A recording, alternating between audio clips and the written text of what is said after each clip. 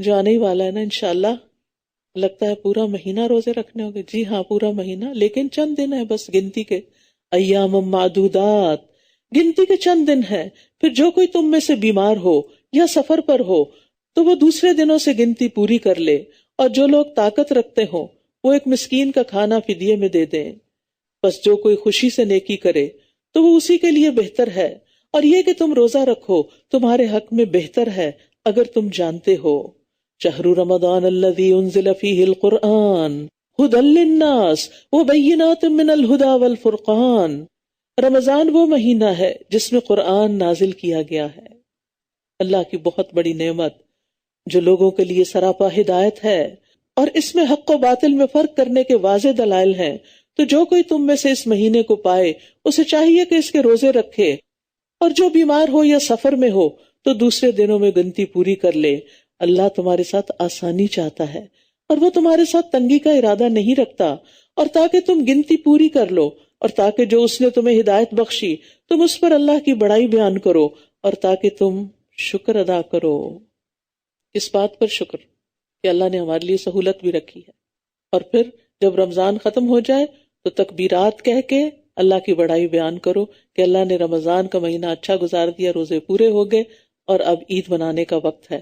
اور عید کے دن بوسٹنگ نہیں، تکبر اور فخر نہیں کہ ہم نے پورے روزے رکھے اور ہم نے 10 قرآن ختم کیے ہیں، بلکہ بڑائی اللہ کی ہے جس نے ہمیں توفیق دی ہے. وَإِذَا سَأَلَكَ عِبَادِي أَنِّي فَإِنِّي قَرِيبٌ. اور جب میرے بندے آپ سے میرے بارے میں سوال کریں تو بے شک میں قریب ہی ہوں، میں پکارنے والے کی پکار کا جواب دیتا ہوں جب بھی وہ مجھے پکارے. لہٰذا انہیں چاہیے کہ یہ بھی میری بات قبول کریں اور مجھ پر ایمان لائیں تاکہ یہ ہدایت پائیں. یاد رکھیے روزہ دار کی دعا رد نہیں ہوتی، خصوصاً رمضان میں روزے کی حالت میں دعا کی قبولیت زیادہ بڑھ جاتی ہے. اور افطار کا وقت تو قبولیت کا وقت ہوتا ہے. اس وقت گھر میں ہنگامہ مچانے کی بجائے دعا مانگنے پر توجہ رکھنی چاہیے. نبی صلی اللہ علیہ وسلم نے فرمایا 3 آدمیوں کی دعا رد نہیں کی جاتی، ان میں سے ایک روزے دار کی، یہاں تک کہ وہ اس کو افطار کر لے. نبی صلی اللہ علیہ وسلم نے یہ بھی فرمایا کہ رمضان کے ہر دن اور ہر رات اللہ تبارک و تعالیٰ کی طرف سے کچھ لوگوں کو جہنم سے خلاصی نصیب ہوتی ہے، اور ہر دن رات میں مسلمان کی ایک دعا ایسی ضرور ہوتی ہے جو قبول ہو جائے. لہٰذا خوب دعائیں کرنی ہے، اپنی دعاؤں کی لسٹ بنا کے رکھ لیں، اور قرآنی اور مسنون دعاؤں کی کتاب بھی آپ کے پاس ہونی چاہیے تاکہ آپ کوئی چیز نہ چھوڑیں جو نبی صلی اللہ علیہ وسلم نے مانگی. اور دعائیں ایپ تو آپ سب کے پاس ہوگی ہی انشاءاللہ، کیونکہ اس میں ہم نے پوری کوشش کی ہے کہ زیادہ سے زیادہ دعائیں جمع کر سکیں. تو انشاءاللہ آپ کو بے حد فائدہ ہوگا، کیونکہ موبائل تو جگر کا ٹکڑا ہے، ہر جگہ ساتھ ہوتا ہے، اس لیے کچھ مس نہیں ہونے والا. جہاں بھی خیال آئے فوراً دعا کرنا شروع ہو جائے. پھر فرمایا احل لکم لیلۃ الصیام الرفث الی نسائکم ہن لباس لکم وانتم لباس لہن. روزوں کی راتوں میں تمہارے لیے اپنی عورتوں کے پاس جانا حلال کر دیا گیا ہے، وہ تمہارے لیے لباس ہیں اور تم ان کے لیے لباس ہو. لباس کیا کرتا ہے؟ زینت بخشتا ہے، پروٹیکشن دیتا ہے، کمفرٹ دیتا ہے، عیب چھپاتا ہے، خوبصورتی بخشتا ہے. لہذا شوہر اور بیوی کا رشتہ بہت ہی پیارا رشتہ ہوتا ہے.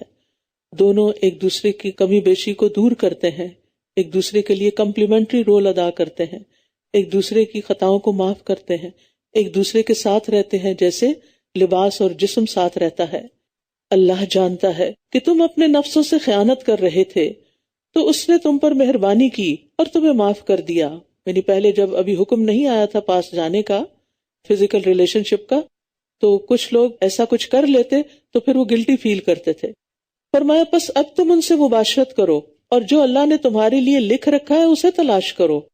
یعنی عورت صرف ایک پلیجر کی چیز نہیں بلکہ اولاد بھی اس کا حق ہے. اور پھر جو اللہ نے تمہارے لیے اولاد لکھی ہے اس اولاد کی بھی خواہش رکھو، اور کھاؤ اور پیو یہاں تک کہ تمہارے لیے فجر کے وقت صبح کی سفید دھاری رات کی سیاہ دھاری سے واضح ہو جائے. پھر رات تک روزہ پورا کرو. سحری اور افطار کے اوقات بتائے جا رہے ہیں. اور جب تم مسجدوں میں اعتکاف کی حالت میں ہو تو ان سے مباشرت نہ کرو.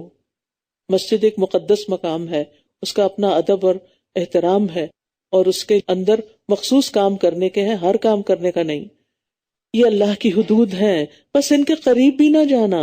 اللہ اسی طرح اپنی آیات کو لوگوں کے لیے کھول کھول کر بیان فرماتا ہے تاکہ وہ بچ جائیں۔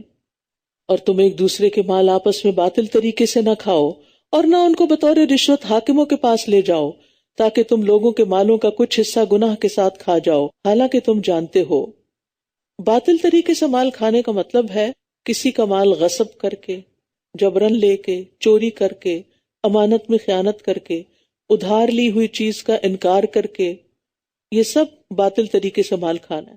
اسی طرح اس میں وہ معاوضہ بھی شامل ہے جو حرام ہے، جیسے سودی لین دین، ہر قسم کے جوئے سے حاصل شدہ مال، کہ کوئی لاٹری نکل آئی ہے، کوئی خوش ہونے کی ضرورت نہیں، اول تو اس میں جانا ہی نہیں چاہیے تھا، نکل بھی آئی ہے تو اس کا ایک پیسہ بھی حلال نہیں آپ کے لیے، کیونکہ یہ مال کسی کام کے معاوضے کے طور پر نہیں آپ کو ملا۔ پھر اسی طرح خرید و فروخت کے معاملات، بزنس میں دھوکہ دینا، ملاوٹ کے ذریعے مال حاصل کرنا، مزدوروں سے کام لینا پھر ان کی اجرت کھا جانا، یہ بھی باطل طریقے سے مال کھا جانا ہے۔ اسی طرح لوگوں کا زکوٰۃ، صدقات، اوقاف اور وصیتوں کا مال کھا جانا، یعنی کرپشن کے ذریعے بیت المال کے اندر کرپشن، یہ بھی اسی میں داخل ہے۔ تو جو اس مال کے مستحق نہیں یا مستحق تھے مگر اپنے حق سے زیادہ وصول کر لیا، یہ بھی درست نہیں۔ اسی طرح وراثت میں کسی کا حق نہ دینا اور زبردستی اس پہ قبضہ جما لینا، بے شمار صورتیں ہیں، یعنی جو مال آپ کا حق نہیں وہ آپ کے لیے اس کی طرف دیکھنا بھی جائز نہیں۔ وہ جس کا ہے اللہ اسی کو نصیب کرے، اپنے مال کی فکر کرے لیکن دوسروں کے مال پہ نظر نہ رکھیں، اور نہ ہی دھوکے اور فریب سے ان کو ہتھیانے کی کوشش کریں، کیونکہ ناحق ایک لقمہ کھانا بھی عذاب کا باعث ہے۔ پھر فرمایا یسألونک عن الأہلہ، وہ آپ سے نئے چاندوں کے بارے میں سوال کرتے ہیں۔ اب نیا چاند نکلنے والا ہے، کوشش کیجیے رمضان کا چاند دیکھیں۔ کہہ دیجئے کہ وہ لوگوں کے لیے عبادت اور حج کے اوقات معلوم کرنے کے لیے ہیں، اور نیکی یہ نہیں کہ تم گھروں میں ان کے پیچھے سے آؤ، بلکہ نیکی اس کی ہے جو تقوی اختیار کرے، اور گھروں میں ان کے دروازوں سے آیا کرو، اور اللہ سے ڈرو تاکہ تم فلاح پاؤ۔ انصار کی عادت یہ تھی کہ جب وہ حج یا عمرے کے لیے جاتے اور احرام پہن لیتے تو پھر اگر کوئی کام بھی پڑ جاتا گھر میں جانے کا، واپس آنے کا، تو دروازے سے نہیں آتے تھے، بیک ڈور سے آتے یا دیوار پھلانگ کے آتے۔ یہ ان کی خود ساختہ رسم تھی۔ اس سے منع کر کے ایک بڑی خوبصورت بات سکھا دی گئی کہ وَأْتُوا الْبُيُوتَ مِنْ أَبْوَابِهَا، صرف اتنی سی بات جو ہے اس میں بے شمار حکمت ہے۔ ہر کام سیدھے رخ سے کرو، سیدھے طریقے سے کرو، ہر کام کو اس کا حق دو، یعنی دو نمبر ہی نہ کرو، جس سے کہتے ہیں نا عام الفاظ میں، یعنی جو کام ہے جس طریقے پر ہونا چاہیے، جو کسی کے ساتھ پرامس کیا ہے اس کے مطابق کرو، اور اللہ کی راہ میں ان لوگوں سے لڑو جو تم سے لڑتے ہیں، اور زیادتی نہ کرو، بے شک اللہ زیادتی کرنے والوں سے محبت نہیں کرتا، کسی پر بھی زیادتی نہیں، حتیٰ کہ اپنے دشمن کے ساتھ بھی زیادتی نہیں۔ اور تم دوران جنگ جہاں انہیں پاؤ قتل کر دو، اور انہیں وہاں سے نکال دو جہاں سے انہوں نے تمہیں نکالا ہے، اور فتنہ قتل سے بھی زیادہ سنگین جرم ہے، اور تم ان سے مسجد حرام کے پاس لڑائی نہ کرو جب تک کہ وہ خود تم سے اس میں نہ لڑیں، پھر اگر وہ تم سے حدود حرم میں لڑیں تو انہیں قتل کرو، ایسے کافروں کا یہی بدلہ ہے۔ فَإِنِ انْتَهَوْا فَإِنَّ اللَّهَ غَفُورٌ رَحِيمٌ، پھر اگر وہ باز آ جائیں تو بے شک اللہ بے حد بخشنے والا اور نہایت رحم کرنے والا ہے۔ سبحان اللہ، یعنی وہ لوگ جو نبی صلی اللہ علیہ وسلم کے دشمن بنے ہوئے تھے اور آپ کو نہ حل میں نہ حرم میں کہیں بھی معاف کرنے پہ تیار نہیں تھے، اگر وہ بھی توبہ کر لیں تو اللہ تعالیٰ ان کو بھی معاف کر دے گا۔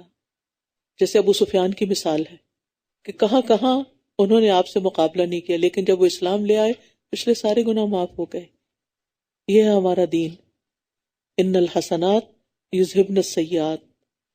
اور ان سے جنگ کرو یہاں تک کہ فتنہ باقی نہ رہے اور دین صرف اللہ ہی کا ہو جائے، پھر اگر وہ باز آ جائیں تو ظالموں کے سوا کسی پر زیادتی جائز نہیں۔ حرمت والے مہینے میں لڑائی کا بدلہ حرمت والے مہینے میں ہی ہے، یعنی اگر کوئی حرمت والے مہینے میں تم پہ اٹیک کرے گا تو حرمت والے مہینے میں ہی جواب دیا جائے گا، ورنہ حرمت والے مہینے میں جنگ کرنا جائز نہیں۔ اور حرمتوں کی پامالی کا بھی قصاص ہے، بس جو کوئی تم پر زیادتی کرے تو جیسی زیادتی وہ تم پر کرے ویسی ہی تم اس پر کرو، اور اللہ سے ڈرتے رہو اور جان لو کہ اللہ متقی لوگوں کے ساتھ ہے۔ اور اللہ کی راہ میں خرچ کرو اور اپنے ہاتھوں اپنے آپ کو ہلاکت میں نہ ڈالو، اور نیکی کرو، بے شک اللہ نیکی کرنے والوں سے محبت کرتا ہے۔ نیکی کیوں کریں؟ اللہ کی محبت حاصل کرنے کے لیے۔ اور یہاں اللہ کی راہ میں مال خرچ کر کے، اللہ کے دین کے لیے مال خرچ کر کے، اور مال کو سینت سینت کے نہ رکھو، ورنہ یہ مال ہی ہلاکت کا سبب بن جائے گا۔ بخل جو ہے وہ ہلاکت کا سبب ہوتا ہے۔ اور نیکی کرتے رہو، یعنی اپنے مال کے ذریعے بھی نیکی کرتے رہو۔